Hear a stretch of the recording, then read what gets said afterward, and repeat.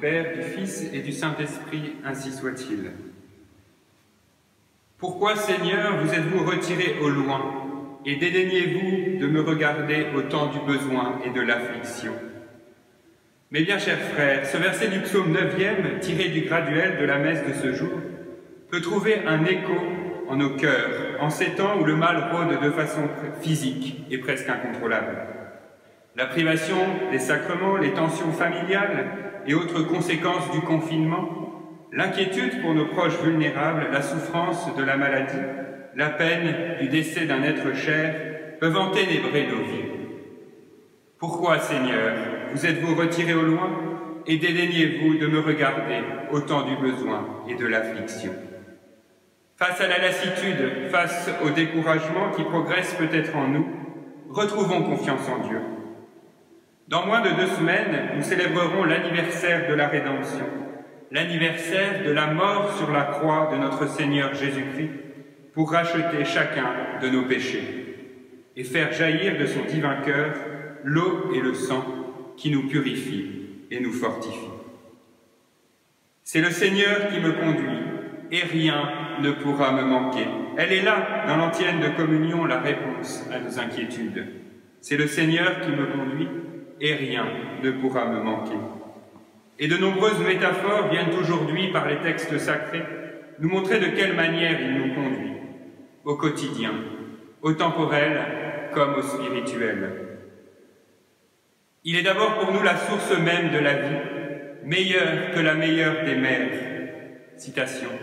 Une femme peut-elle oublier son enfant et n'avoir pas pitié du fils de ses entrailles? Mais quand elle l'oublierait, moi, je ne t'oublierai pas. Fin de citation. Le Seigneur nous a façonnés, il nous a tirés du néant, non pas comme n'importe quelle créature, mais à son image et à sa ressemblance, ce que nous oublions à chaque fois que nous péchons. Et il nous a créés pour faire de nous ses enfants.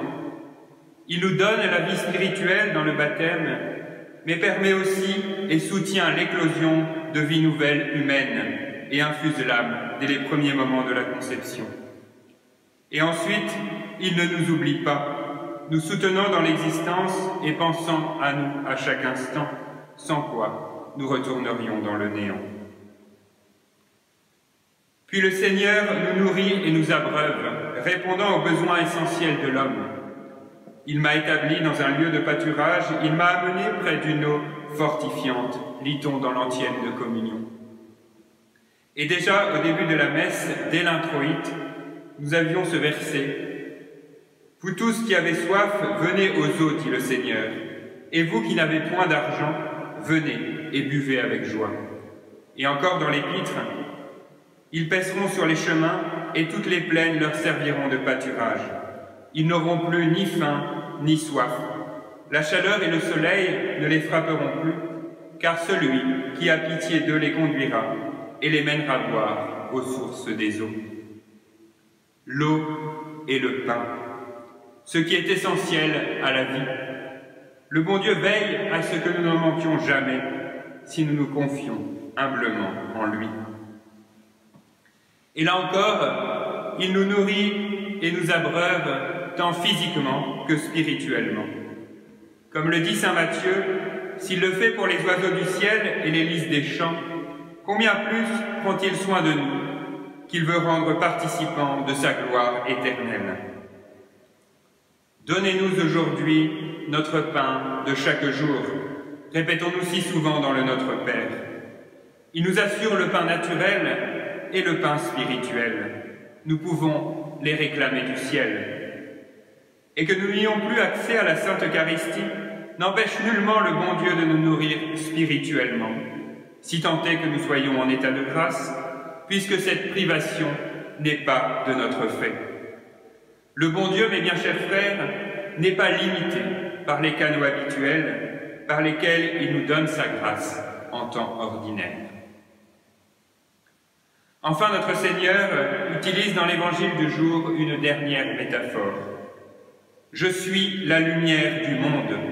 Celui qui me suit ne marchera pas dans les ténèbres, mais il aura la lumière de la vie. » Alors certes, comme le remarque saint Augustin, L'effet de la promesse est au futur, dans les paroles du Seigneur. Ce que nous devons faire est au présent. Celui qui me suit aura. Il me suit actuellement par la foi, il me possédera plus tard dans ma nature.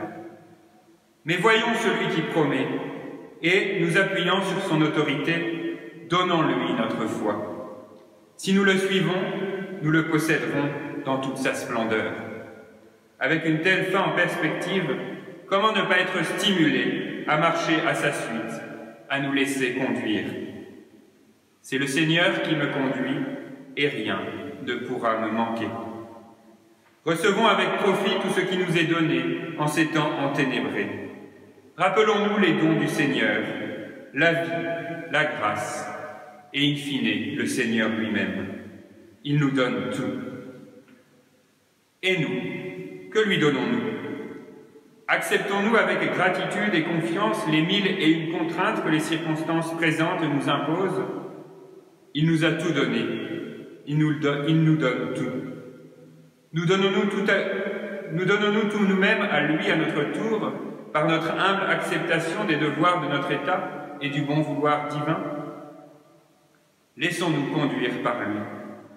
Agrégeons notre volonté à la sienne, et qu'ainsi, pour reprendre la secrète, nous vous en supplions, Seigneur, agréant nos offrandes, votre justice soit apaisée. Ce don de tout nous-mêmes, en réponse au don de Dieu, refaisons-le chaque jour, et pourquoi pas, avec cette belle prière de Madame Élisabeth. Que m'arrivera-t-il aujourd'hui, mon Dieu? Je n'en sais rien. Tout ce que je sais, c'est qu'il ne m'arrivera rien que vous n'ayez prévu, réglé et ordonné de toute éternité. Cela me suffit, mon Dieu, cela me suffit. J'adore vos desseins impénétrables et je m'y soumets de tout mon cœur pour l'amour de vous. Je veux tout, j'accepte tout, je vous fais un sacrifice de tout et j'unis ce sacrifice à celui de Jésus-Christ, mon divin Sauveur. Je vous demande en son nom et par ses mérites infinis la patience dans mes peines et la parfaite soumission qui vous est due pour tout ce que vous voulez et permettez, ainsi soit-il. C'est le Seigneur qui me conduit et rien ne pourra me manquer.